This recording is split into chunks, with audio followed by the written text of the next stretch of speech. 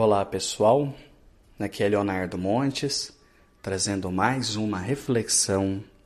Hoje dia 15 de janeiro de 2019 e o nosso tema hoje é a criação dos espíritos. Se você quiser ouvir outras reflexões, acessa youtube.com/Voz Espiritualista. Muito bem, eu considero que a maior jornada do intelecto humano é de fato tentar compreender o que existe além da morte. De onde viemos, para onde vamos, como é o mundo espiritual, como é a vida após a morte, etc. É claro que nesses assuntos nós estamos ainda longe da compreensão final. Considero que o que nós sabemos sobre o além seja apenas a pontinha do iceberg. Muita coisa há para ser descoberta, muita coisa há para ser escrita. O que nós temos em termos de informação espiritual não são a palavra final antes, as palavras iniciais. Então, obviamente, nessa reflexão não tenho a tola pretensão de tentar responder sobre a origem dos espíritos, o modo de criação dos espíritos.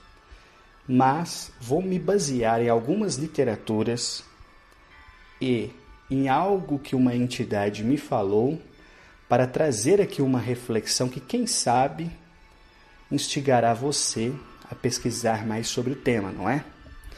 Muito bem. Nós vamos partir da questão 77 de O Livro dos Espíritos, de Allan Kardec, cuja pergunta é: os espíritos são seres distintos da divindade ou serão simples emanações ou porções desta, e por isso denominados filhos de Deus? Resposta: meu Deus, são obras de Deus, exatamente qual a máquina ou é do homem que a fabrica. A máquina é obra do homem, não é o próprio homem. Sabes que quando faz alguma coisa bela, útil, o homem lhe chama sua filha, criação sua. Pois bem, o mesmo se dá com relação a Deus. Somos seus filhos, pois que somos sua obra.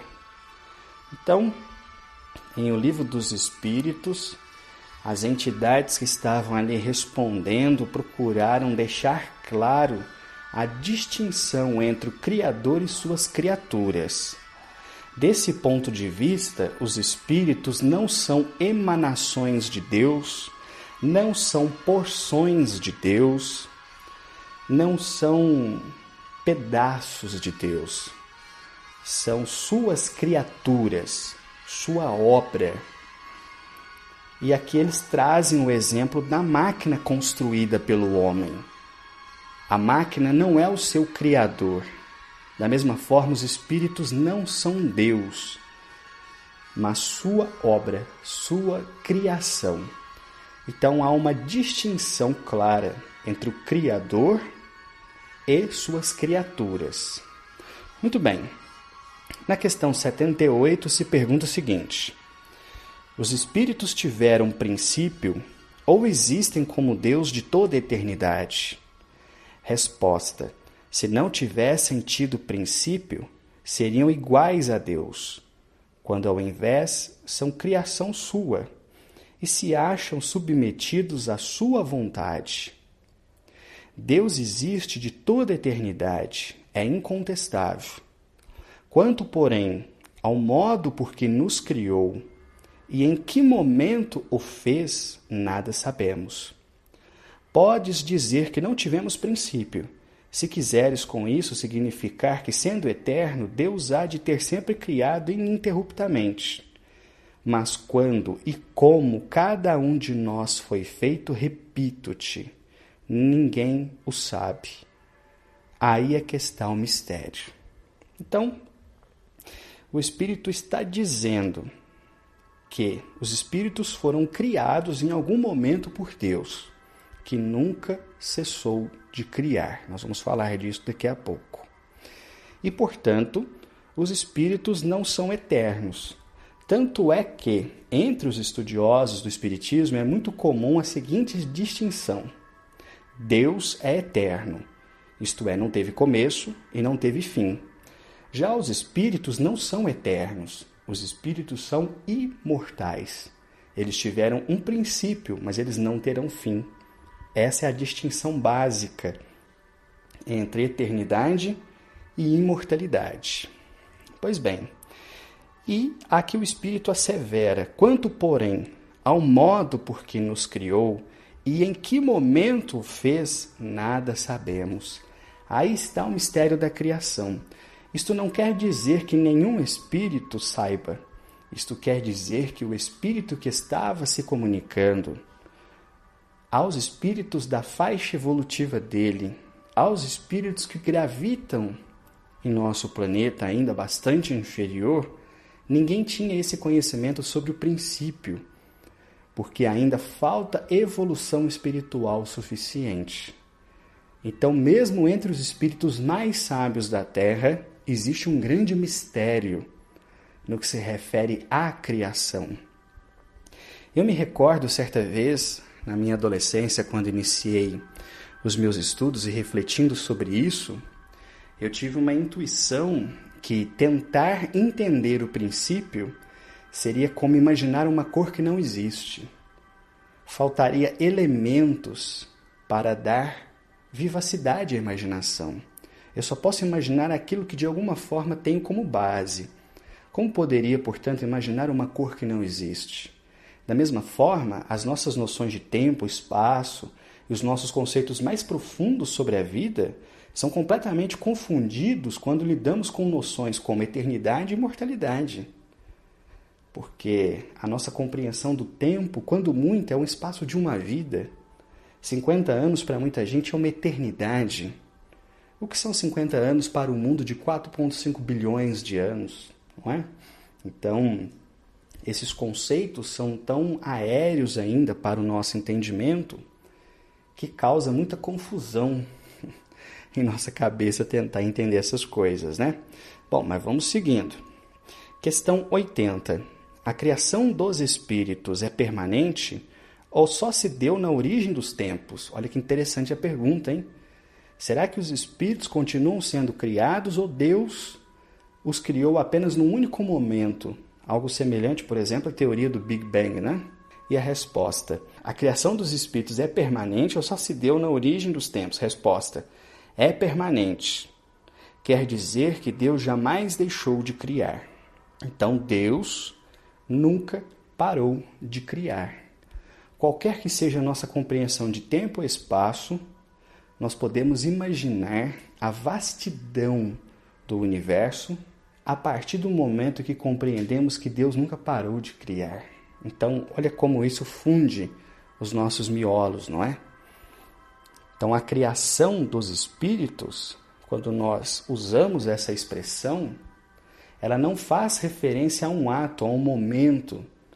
Assim como, por exemplo, diz a teoria do Big Bang, houve um momento em que houve a explosão da matéria ali contida, etc., e deu origem ao universo. A criação dos espíritos é permanente no sentido de Deus jamais parou de criar. O tempo todo estão sendo criados novos espíritos. Quando eu comecei a estudar o espiritismo, eu lembro que muitos evangélicos questionavam isso. Se eu sou a reencarnação de alguém que já viveu, como pode a população da Terra estar aumentando? E claro que isso era uma pergunta facilmente respondível a partir de dois fatores, né? Primeiro, Deus nunca deixou de criar, e segundo, olha a vastidão do universo. A reencarnação não se dá apenas e tão somente na Terra, mas há um intercâmbio entre os mundos. Então a população poderia aumentar ou diminuir sem qualquer prejuízo à ideia da reencarnação, não é? Bom, agora vamos lá então para a questão 81. Os espíritos se formam espontaneamente ou procedem uns dos outros? Resposta: Deus os cria, como todas as outras criaturas, pela sua vontade. Mas, repito ainda uma vez, a origem deles é mistério. Então, os espíritos não são capazes de se reproduzirem. Eles são criados por Deus em algum momento. Então, olha a nossa importância, né? Em algum momento, nós estivemos, por assim dizer, nas mãos do Criador. Só Deus é capaz de criar os espíritos. Os espíritos não são capazes de se reproduzirem ou de criarem outros espíritos. Por isso se diz que todos os espíritos são irmãos, não apenas os que habitam os diferentes povos da Terra, mas todos os povos do universo, e se houver um multiverso do multiverso. Bom, seguindo. No livro agora, O Espiritismo em sua expressão mais simples, no item 5, tem o seguinte: a origem e o modo de criação dos espíritos nos são desconhecidos. Só sabemos que são criados simples e ignorantes, quer dizer, sem ciência e sem conhecimento do bem e do mal, mas com igual aptidão para tudo, pois Deus, em sua justiça, não podia isentar uns do trabalho que teria imposto aos outros para chegar à perfeição. No princípio, ficam numa espécie de infância, sem vontade própria e sem consciência perfeita da sua existência. Então, ponto mais importante desse texto: a origem e o modo de criação dos espíritos nos são desconhecidos. Ah, o espírito é criado por uma energia, por uma força, sei lá, ninguém sabe disso. Um dia, contudo, nós vamos saber, mas por enquanto, de fato, nós estamos lidando com mistério. E os espíritos vão dizer que são criados simples e ignorantes, mas com igual aptidão para tudo aprender. Eu já gravei uma reflexão aqui sobre a evolução da alma, onde eu toco nesse assunto, mas acho que vale a pena dizer rapidinho que esse é um dos princípios, para mim, mais lindos que a obra de Kardec traz. Se Deus cria todos os espíritos simples e ignorantes, e com igual aptidão para tudo aprender, isto quer dizer que a diferença entre um Jesus da vida e eu é apenas um processo de experiência, e que um dia, através de sucessivas reencarnações, em um processo de elaboração e de construção de mim mesmo como um espírito, eu também atingirei a evolução dele. E não só eu, todos nós. Porque os espíritos são criados simples e ignorantes, mas objetivando o mesmo fim, tendo as mesmas potencialidades. Então Deus não criou Jesus perfeito, não criou os anjos, não criou os arcanjos. E nós, seres humanos, todos falíveis, enquanto eles são perfeitos, pois não seria justo. Então, qualquer que seja o modo de criação dos espíritos, seja lá quando isso se deu, como se deu, o fato é que nós fomos criados todos iguais e temos as potencialidades para atingir os mesmos fins. A diferença entre um coitado qualquer perambulando por essa terra e um Chico Xavier da vida é apenas de experiência, aprendizado e evolução. Chico Xavier um dia já foi um coitado qualquer andando por essa terra e assim sucessivamente. Bom, agora eu vou contar aqui para vocês uma coisa que certa vez o Pai Cipriano deixou escapar. Nas muitas conversas que nós tivemos ao longo do tempo sobre espiritualidade, de vez em quando ele falava algumas coisas, mas não aprofundava muito, depois se esquivava, dizia que não estava na hora ainda da gente saber certas coisas, e isso até fez com que eu o apelidasse, carinhosamente de Mestre dos Magos. Porque se você já assistiu aquele desenho Caverna do Dragão, você vai lembrar do Mestre dos Magos, Aparecia, falava uma coisa, quando você virava o quê? Já sumiu. Já não está lá mais, já não responde, já não dava continuidade àquele assunto. Pois bem, certa vez, quando estávamos conversando, ele disse: os espíritos não são criados um por um. Eles são criados em bando. E na hora aquilo me deu um choque, porque, de fato, os textos que nós estamos lendo aqui dizem que o método de criação, quando isso se deu, são desconhecidos, mas em hora nenhuma fala que os espíritos foram criados um a um, não é? E ele disse, não, os espíritos são criados em bando, isto é, em grupos. E quando eu tentei continuar no assunto, ele se esquivou e foi falar de outra coisa e aquilo acabou se perdendo. Bom, o tempo foi passando, até que um dia eu estava lendo o livro Renúncia, do Espírito Emmanuel, e num determinado trecho, quando Alcione está conversando com seu amado Pollux no mundo espiritual, ela diz uma frase simples, mas que naquele momento mexeu profundamente com as minhas ideias. Ela diz o seguinte: nós que saímos juntos do mesmo sopro de vida, chegaremos juntos aos braços amoráveis do Eterno. Vou repetir. Nós que saímos juntos do mesmo sopro de vida, chegaremos juntos aos braços amoráveis do Eterno. Então, quando eu ouvi isso pela primeira vez, aliás, quando eu li isso, eu fiquei pensando, gente, será que era disso que o Pai Cipriano estava falando, naquela linguagem de preto velho, quando ele me disse, os espíritos são criados em bando? A Alcione está dizendo, nós que saímos juntos do mesmo sopro da vida. Quem conhece a obra do Emmanuel sabe que ele defende a teoria das almas gêmeas. Um dia eu vou gravar uma reflexão sobre isso, mas não vou entrar nesse assunto agora. E eu fiquei pensando, será que é disso que a Alcione está falando? Nós saímos juntos do mesmo sopro da vida. Os espíritos são criados em bando. E aí chego no cerne da reflexão que gostaria de trazer para vocês. Eu tenho comigo que não apenas os espíritos não são criados sozinhos, e não apenas como são criados em bando, mas que são criados em grupos, muitas vezes constituído de milhares de espíritos que permanecerão ligados para todo o sempre.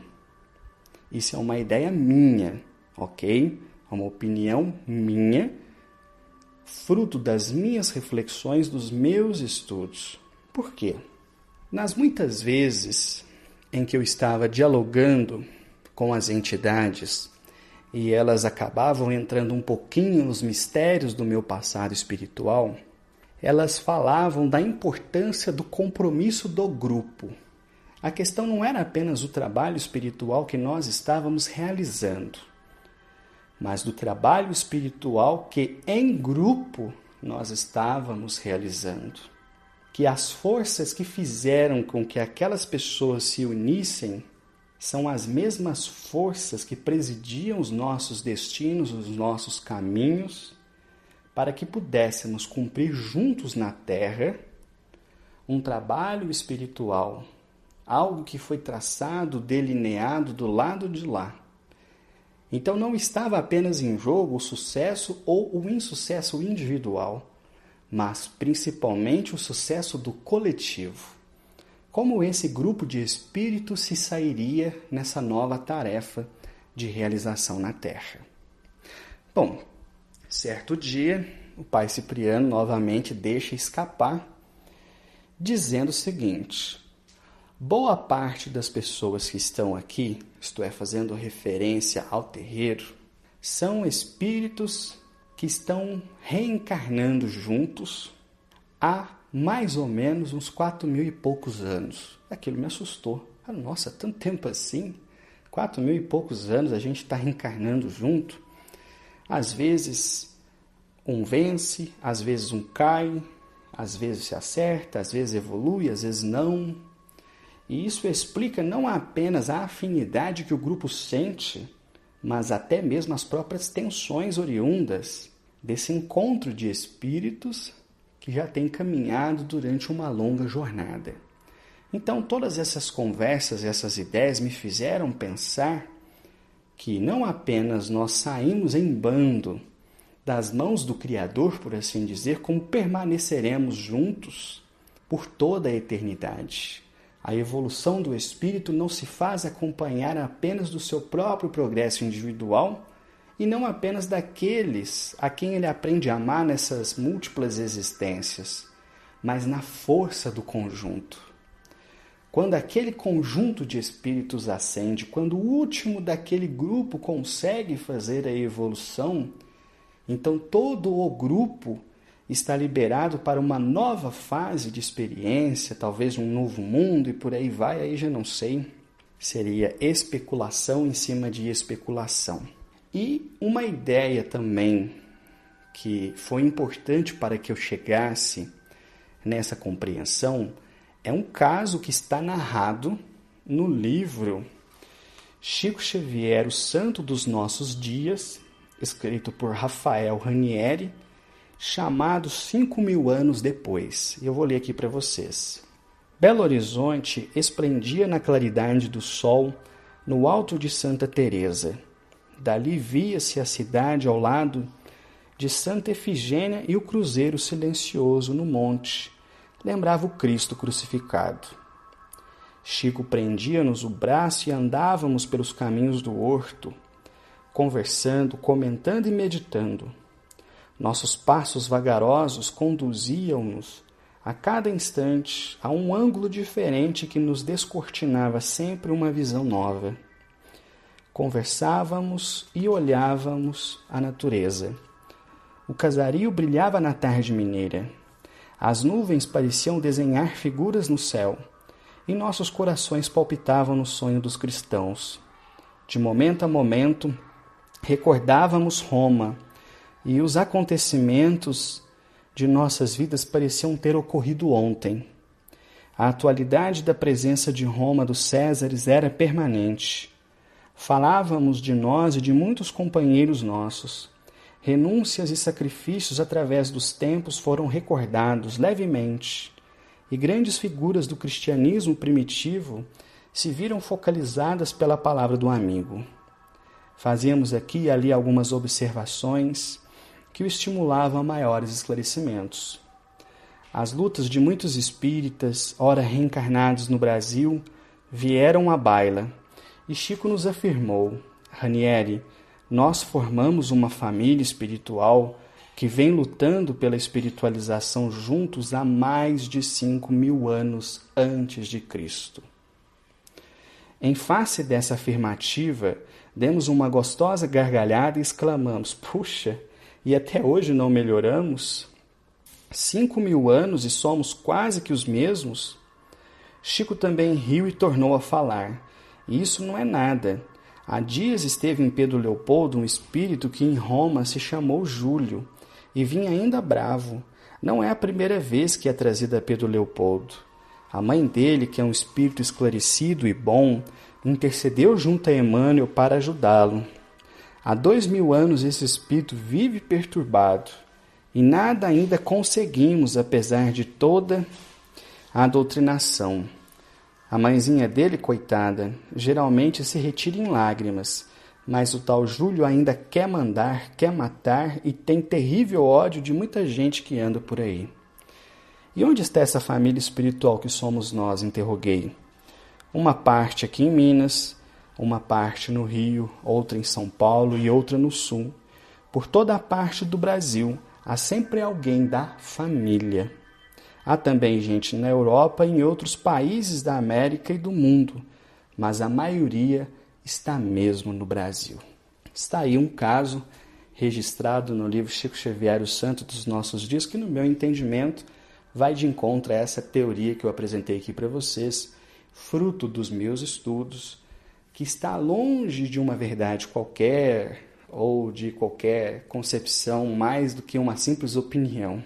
Então, era isso que eu tinha a falar sobre o tema. Espero que instigue vocês a pesquisarem mais. E se você quiser ouvir outras reflexões, youtube.com/Voz Espiritualista. Um abraço a todos.